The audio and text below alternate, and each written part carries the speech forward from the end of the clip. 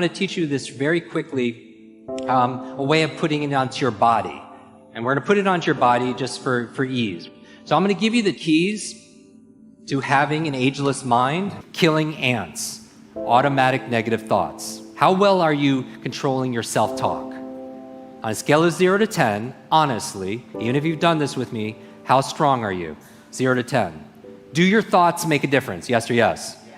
If I say constantly, I'm getting too old, is that going to be self-fulfilling? Yes or yes? If I say I'm forgetful, I have a bad memory, if you fight for your limitations, you get to keep them. And this self-talk, doesn't matter if it's external or it's internal, right? When I was 9 years old, teacher pointed to me saying, that's the boy with the broken brain. You know, because I had that brain injury and those learning difficulties. Children, you are very, very susceptible to this, right? If you're a parent, your external words become their internal words. So that became my self-talk. Every time I failed a test, didn't do well enough or whatever, wasn't picked for a sports team, what'd I say? Oh, I'm just the broken brain, right? So your mind is always eavesdropping on your self-talk.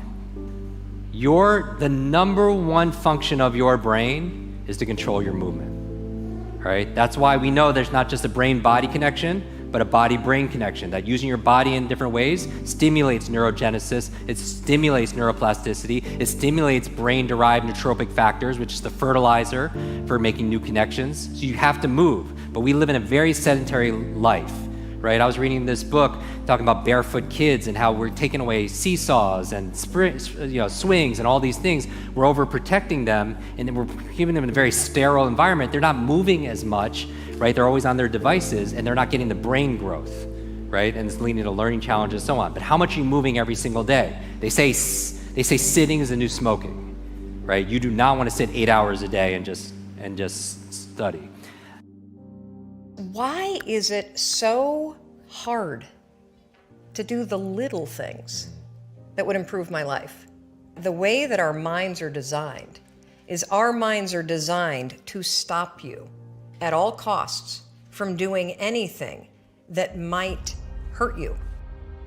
There are so many people in the world, and you know, you may be watching this right now, and you have these incredible ideas, and what you think is missing is motivation.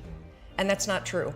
Because the way that our minds are wired, and the fact about human beings, is that we are not designed to do things that are uncomfortable or scary or difficult. Our brains are designed to protect us from those things because our brains are trying to keep us alive. And in order to change, in order to build a business, in order to be the best parent, the best spouse, to do all those things that you know you want to do with your life, with your work, with your dreams, you're going to have to do things that are difficult, uncertain, or scary, which sets up this problem for all of us. None of us can afford to have a life that is controlled by someone else, or a life that is basically controlled by our emotions. I learned many years ago that there are two kinds of people. There's the type of person who says, I'm going to wait till I feel like it before I do it. And then there's a person who says, I've got to do it so that I feel like it. One will never get anything done because they're still waiting to feel the moment to move. And the other person says, no, I need to move, and then I will begin to feel the movement. Sonia, self-discipline is essential in your life and in my life if we're going to get things done. We might be through with our past, but our past is not through with us. How many of you know there are things that we've experienced that can impact the way we see ourselves? And so as you look at yourself and look at your goals, I want you to write this down. You don't get in life what you want, you get in life what you are. You have to create an achiever's mindset. You have to create that yourself. Be ye not conformed to this world. Be ye transformed by the renewing of your mind. So if you want to free yourself, you've got to realize that we all suffer at times. And if you want to end suffering, you have to make the most important decision in your life, which says, I'm going to live in a beautiful state every day, no matter what, even when it doesn't go my way, even when there's injustice, even when people are unfair. Because are people going to be unjust and unfair in our lives, yes or no? And are you going to be unjust and unfair at times without meaning to be, yes or no?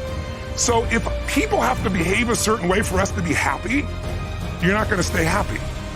For everybody to be able to face who they are, I want to have that kind of impact where you can go on TV. You can put your life on a billboard You're not ashamed of who the you are. You're not ashamed of what life made you, what you helped life make you. All that bad that's now in this big pot that's stirring, you're no longer ashamed of it. You realize we're all f***ed up.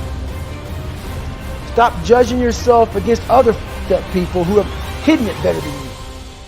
That's all they've done. They've masked their shit better than you have, and now they're flipping it back on you and saying you're f***ed up.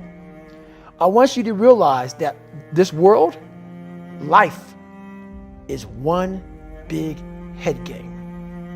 And once you learn to play the motherfucking head game, it's no longer a game anymore at all. You can start living your life. Being successful is so hard, but I realized that not being successful was hard too. The difference between not being successful hard and trying to get successful and hard, if you're trying to get successful and it's hard, at least there's some payout.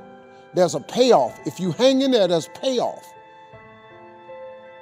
When you're not successful, it's hard. It's hard not having money. It's hard never knowing how to come up with your mortgage and your bond and your rent and your let. It's hard not knowing that. How you gonna feed your children? How you gonna pay your bills? It's hard, ain't it? So if it's hard that way, and it's hard being successful, I might as well deal with how hard it is to be successful, because at least one day that could be a payout. If you just stay in the hard part of life of not being successful, ain't no payoff. There's no result for being poor.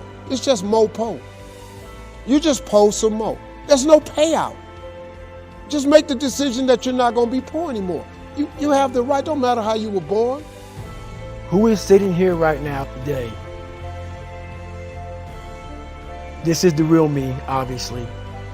But I'm going to go kind of, I'm a very philosophical person. And I'm going to go there with you real quick. I believe in a higher power. Don't know the name, don't know where it's coming from, don't know anything like that. But I believe that this power, and visualize with me real quick. Let's say it's a man up there or a woman, whatever, and they have a chart. And when you're born, they say David Goggins, born February 17th, 1975 at 6 a.m. They write the chart down because they can see everything. They know exactly what you're supposed to be. They know what you're supposed to be. You die, you go to so-called heaven. You arrive at heaven, I'm 300 pounds. I retired as an Ecolab guy, which is okay, just a job, whatever.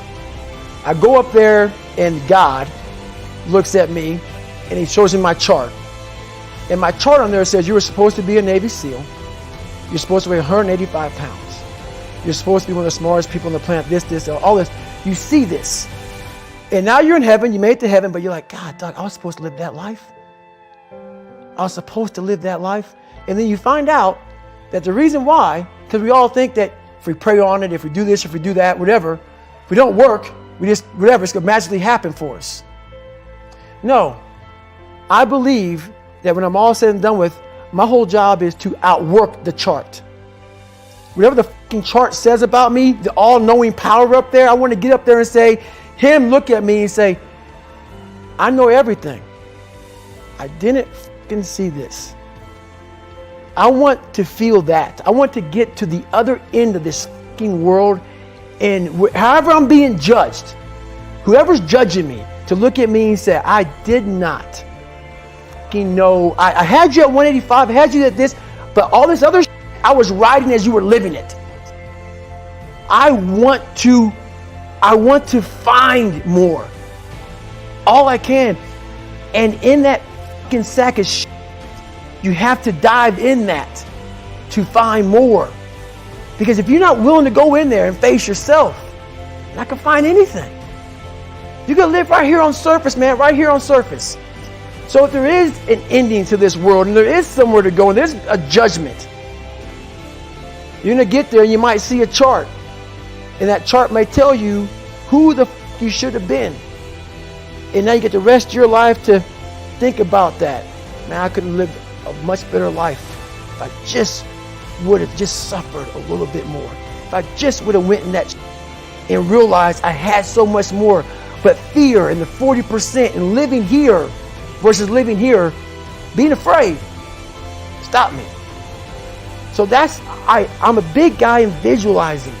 I'm a big guy in making a world. It may not exist. To me, it does. To me, it does. And I'm overpowering myself every day. And you got to find tools to do that. That's the tool that I use. So that's what it's all about.